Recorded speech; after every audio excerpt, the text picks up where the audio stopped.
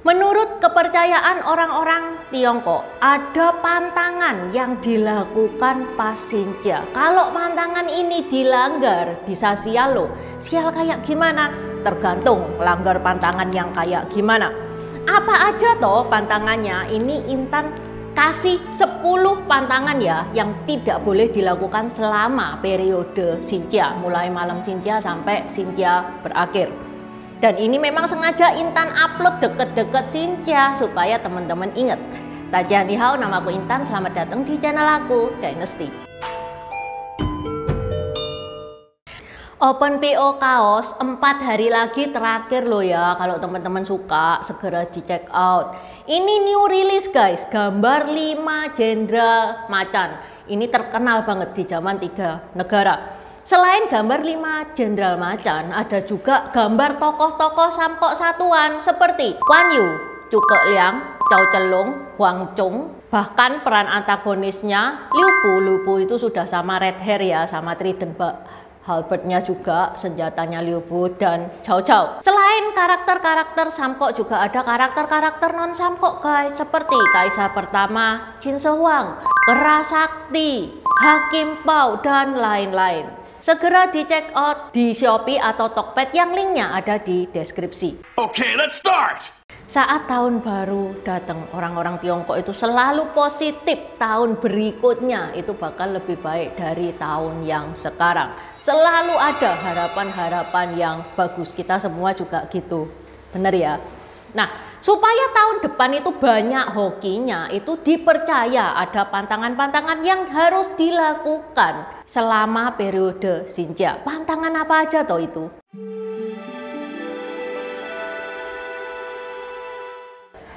Yang pertama, pergi ke pemakaman. Perayaan Xinjia itu identik dengan perayaan kehidupan. Lebih identik dengan merayakan hidup. Merayakan keberuntungan, bukan saat untuk berduka. Makanya pergi ke pemakaman itu dihindari pas periode Xinjia. Tradisi kuno itu mengatakan kalau pergi ke pemakaman itu memiliki energi yang tidak baik, sehingga jangan-jangan nanti tahun depan takutnya itu ada kesialan, seseorang kenalan berangkat.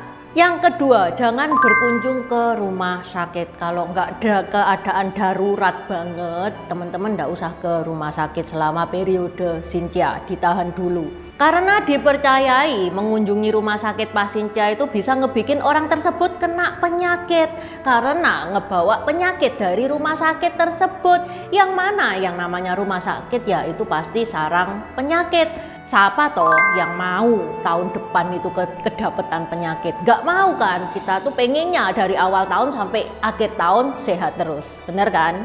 Yang ketiga, jangan pakai baju warnanya hitam atau putih. Xinjia identik dengan kebahagiaan. Warna merah itu warna kebahagiaan, makanya banyak yang pakai warna merah ya pas Xinjia. Tapi ada juga pantangan, larangan warna baju yaitu hitam dan putih. Kenapa? Karena warna hitam dan putih itu identik dengan warna kematian. Simbol berkabung. Jika dipakai, orang percaya akan ada hal buruk di tahun depan yang menimpa dengan kenalannya yang ada kaitannya dengan kematian. Ih, serem ya. Yang keempat, jangan menangis. Apapun permasalahannya jangan menangis. Ini Intan inget pas kecil itu Intan diwanti-wanti terus tuh sama orang tuanya Intan. Besok malam Xinjia jangan nangis loh ya. Menangis itu memang harus dihindari pas Xinjia. Karena Xinjia itu auranya aura kebahagiaan. Jadi kita harus tertawa sepanjang hari. Ini susah ya buat teman-teman yang punya balita. Wis sampai kadang-kadang itu orang tua itu wis biarinlah si balita nakal, biarinlah asal gak nangis. Kenapa kok tidak boleh menangis? Karena takutnya dipercayai kalau menangis di awal tahun ini nanti di tahun berikutnya itu bakal sering menangis. Kita kan nggak kepengen kan, pengennya bahagia terus kan sepanjang tahun. Yang kelima, jangan utang.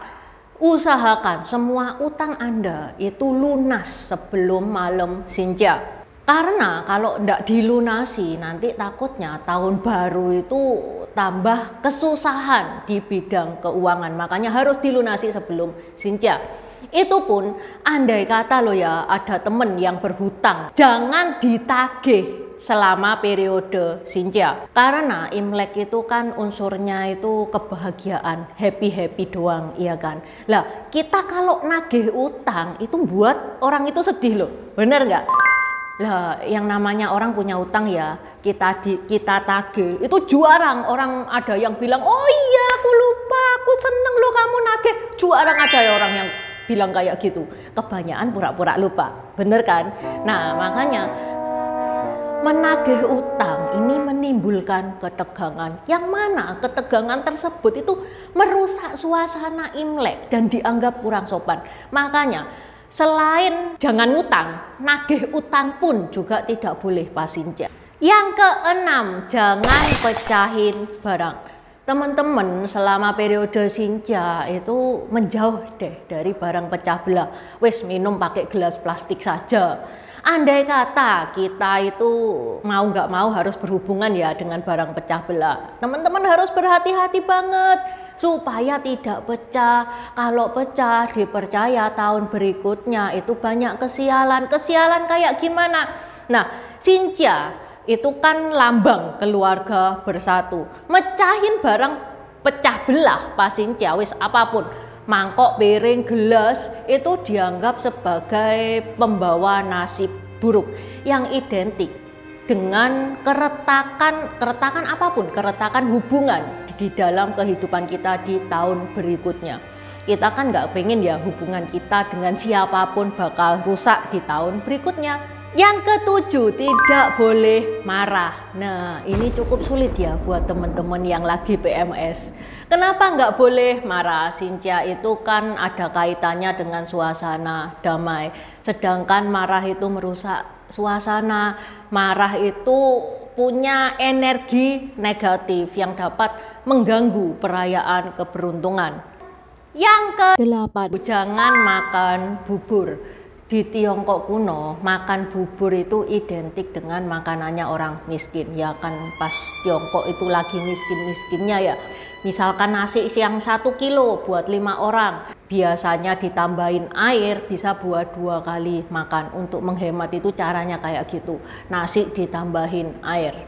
Karena kebiasaan ini dikonotasikan bubur itu makanannya orang miskin yang tidak boleh dikonsumsi pas periode Xinjia, dengan harapan supaya tahun depan kita itu tidak kekurangan makanan. Nah terus pas Xinjia kita makan apa? Tahun lalu Intan pernah bahas makanan yang wajib dimakan saat Xinjia di video Tuan Yen Fan. Kalau teman-teman pengen tahu makanan apa yang wajib ada saat Xinjia, ini ya linknya di deskripsi juga sudah Intan taruh. Yang ke-9, jangan nyapu. Karena nyapu rumah pas periode Xinjia itu diibaratkan nyapu hoki. Masa hoki disuruh keluar? Enggak kan? Kita kalau sama hoki kan ayo dong masuk.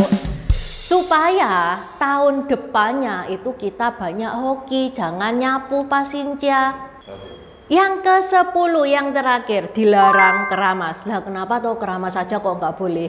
Karena dalam bahasa Mandarin rambut itu fa, memiliki pelafalan dan karakter yang sama dengan fa dalam fa cai yang berarti menjadi kaya.